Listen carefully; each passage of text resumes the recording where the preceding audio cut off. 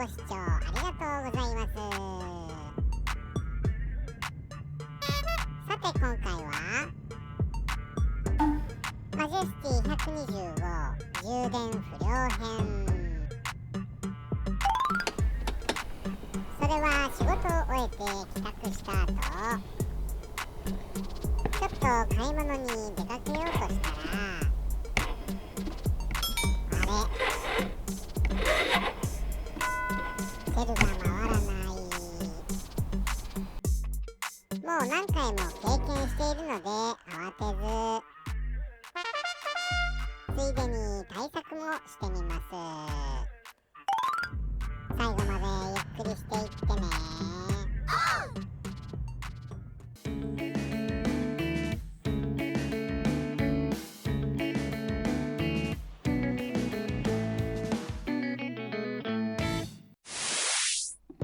会社を出るときは普通にセルで始動して、さっきまで普通に走行していたのに、突然バッテリーが上がっている。突然に発生している状況から、バッテリーが原因というわけでもなく、大体原因は見当がついています。しかしこのバッテリーも実は4年以上経過しているので、この際だから新品に交換します。ネット通販でシールドバッテリーを買い、バッテリーを新品にしてから、どんな反応をするか試してみます。エンジンを始動させて電圧を測ります。付属のターミナル用ナットをセット。プラスとマイナスの向きに注意して、そして配線はプラスから接続。そしてマイナスの接続。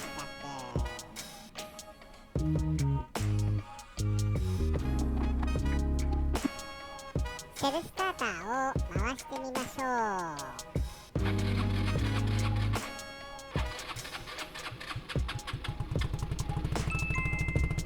エンジンが始動したということは、ジェネレーターコイルに問題はなく、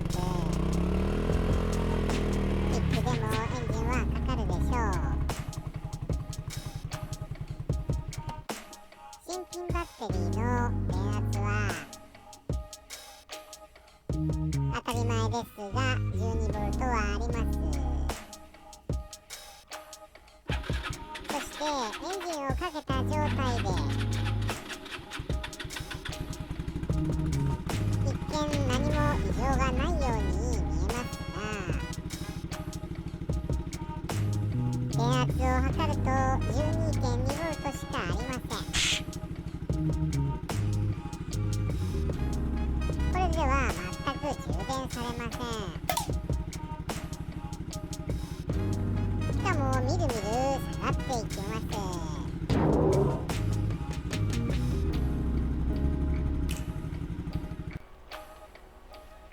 両手を離しても電圧が見れるように、以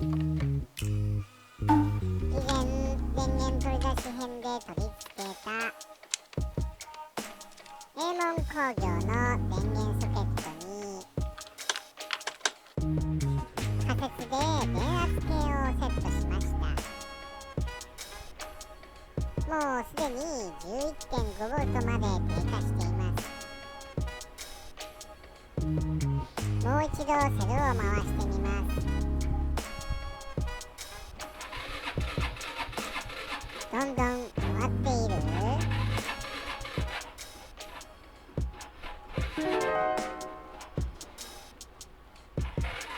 とうとう新品も上がってしまいました。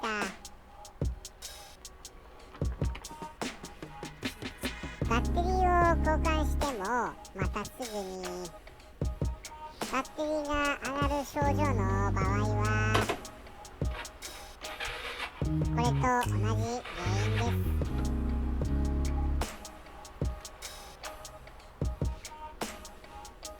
バッテリー端子間で直接測ってみます。やはり 11.2V で電圧計と同じです。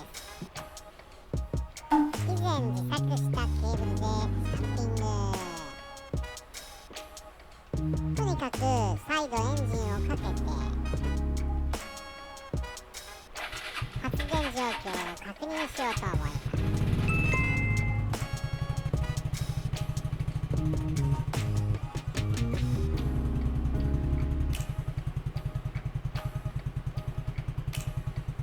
そもそもエンジンが始動中に 14V 前後でバッテリーに届かないと充電することはできません。エンジンが回っているというのに 11.2V しか出ていません。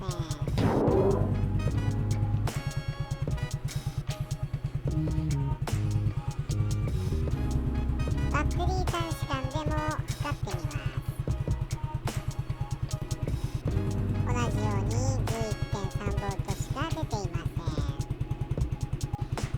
走ることはできても確実に充電不良です。ライトとウインカー同時点灯してみます。ウインカーに電気が持っていかれて LED ライトなのに減光しています。明るさも足らずこれでは危険です。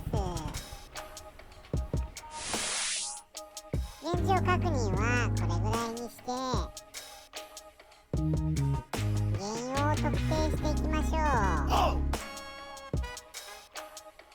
おそらく走行中にレギュレーターが破損、充電不良になりながらも走行、バッテリーの電気を使い果たし再びセルモーターを回すための電気は残っていなかったのだと思われます。レギュレーターにアプローチするためフロントマスク周辺を外します。ちなみにレギュレーターとはジェネレーター3層交流発電機が作った交流電気を直流に変換整理、運転中のエンジン回転数に応じて発電電圧も上下してしまうためバッテリーに充電可能でちょうど良い 14V 前後の電圧に調整しています。充電するためには 13V 以上は必要で逆に 50V や 100V の高電圧では過充電でバッテリーが破裂してしまいます。余分な電気を熱に変換して大気中に放出しているため熱による経年劣化は避けられずある意味で消耗品です。とはいえ通勤で収録載っていますが約5年ぶりの交換です。こちらが南米の密林で購入した社外品。もちろん純正部品より安いです。今まで使っていたレギュレーターも同じく社外品で5年は使えたので今回も激安社外品にしました。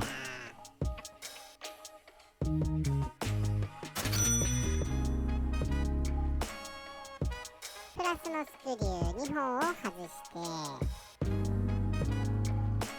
コネクターに差し替えるだけです。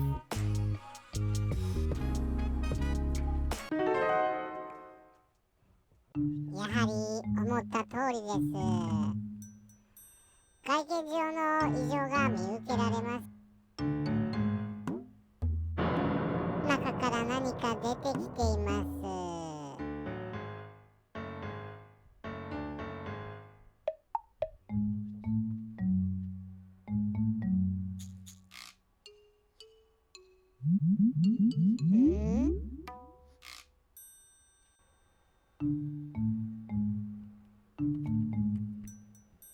しかも熱でコネクターが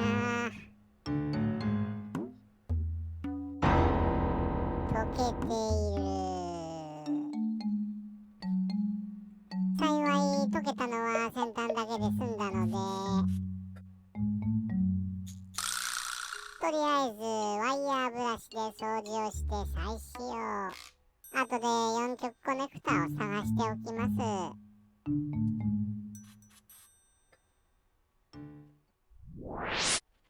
新品レギュレーター取り付けます。マジェスティ125用ということで購入。形状はほぼ同じです。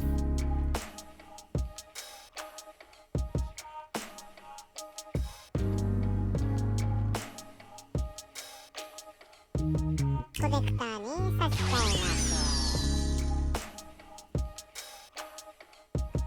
車体側のステーに溶け出した液体が付着していたので掃除します。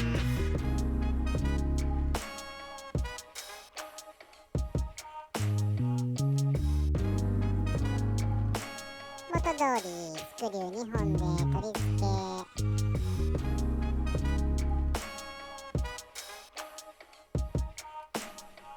他の機器のアースをここのボルトにまとめて友締めしています。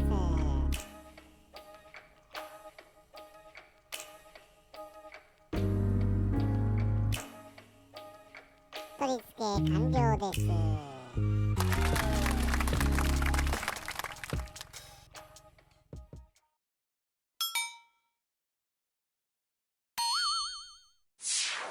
エンジンをかけてみましょう。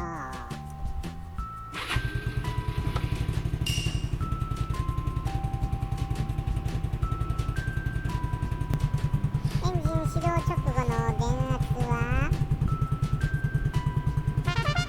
13.8V 出ています。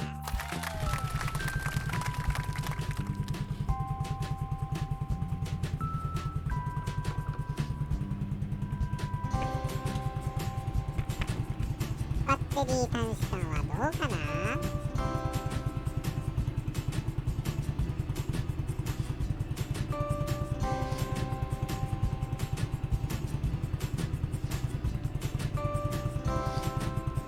12.7V と少し低めですね。バッテリーが空っぽだから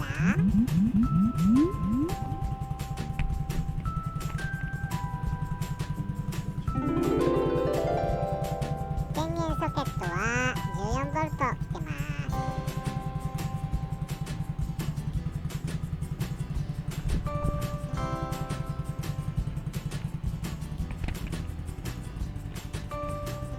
ライトとウインカー同時点灯もまだ若干ちらついてはいますが、交換前よりはだいぶ良くなりました。一旦フロントカウルを戻します。なんといっても激安社外品なので、この後数日使用して異常がないかもう一度開けて確認したいと思います。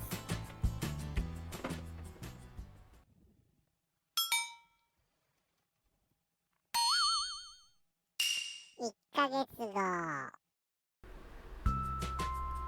バッテリー短時間の電圧を見てみます。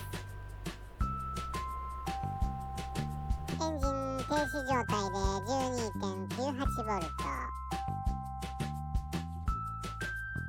バッテリーも充電されたようで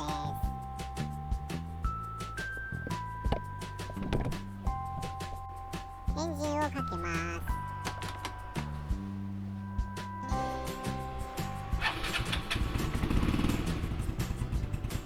エンジン始動も問題なしです。始動後のバッテリー短時間の電圧は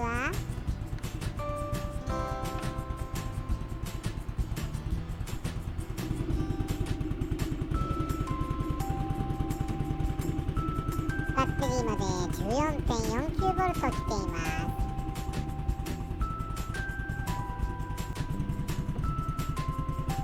電源ソケットで 14.5V。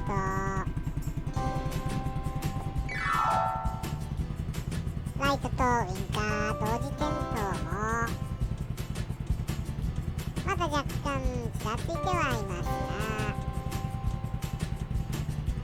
交換直後よりだいぶ良くなりました。メーターバックライトに関しては全く気にならないレベルです。激安社外品ですが1ヶ月を経過して特に問題ないことを確認しました。それでは次に外見を確認します。再びカウルを開けています。なんとか性能は維持していてもハード面の耐久性が気になります。また中から液漏れなどをしていないか裏側を見てみましょう。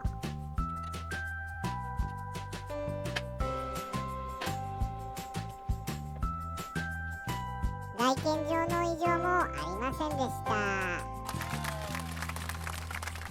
問題ないことが確認できたところで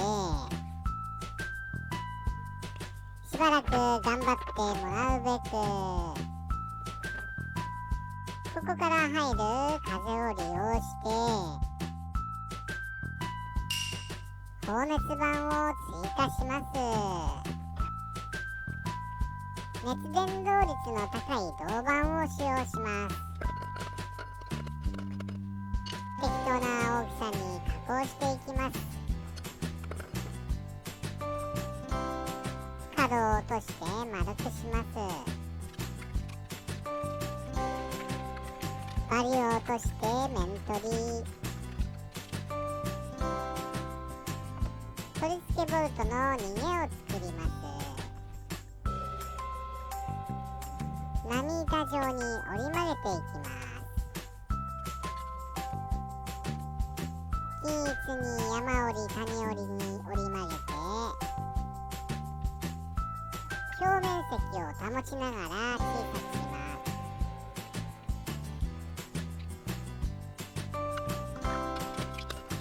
レギュレーターの下に挟んで友締めします。数値的な違いを出すことは難しいので効果のほどは分かりませんが本体にアルミのヒートシンクが装備されているということからも冷やす必要はあるわけで熱によるダメージを少しでも抑えたい。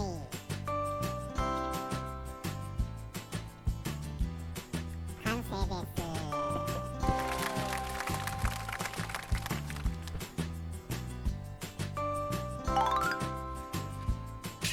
そして同じくネット通販で買った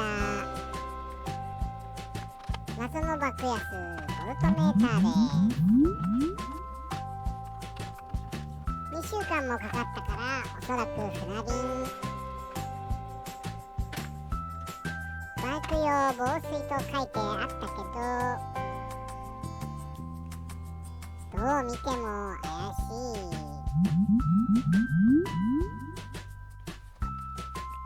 シート補修用合皮シートを使って追加で防水加工しておきました。配線の長さも足りなかったので延長。プラスにギボシ端子の押すと Y 字接続。マイナスにクワガタ端子をハンダ付け。メーターパネルに両面テープで貼り付け。ハンドルポストからカウルに着込み、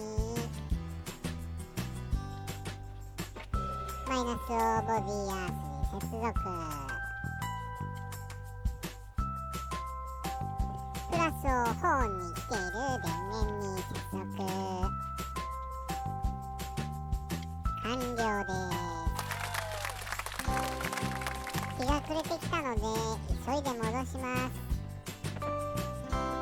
キーをオンにしてみましょう。 12.9V から 13V。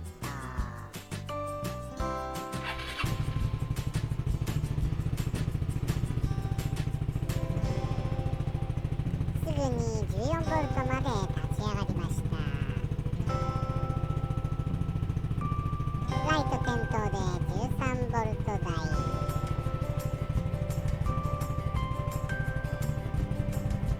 新たに電圧計を装備したので、またレギュレーターが故障したり、その他の原因で充電異常が起きても早めに気づくことができるでしょう。この後も激安車載レギュレーターと謎の爆安電圧計の実力や耐久性も追跡してお伝えしたいと思います。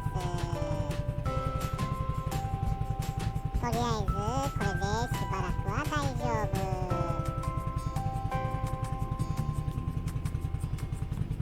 また見てね。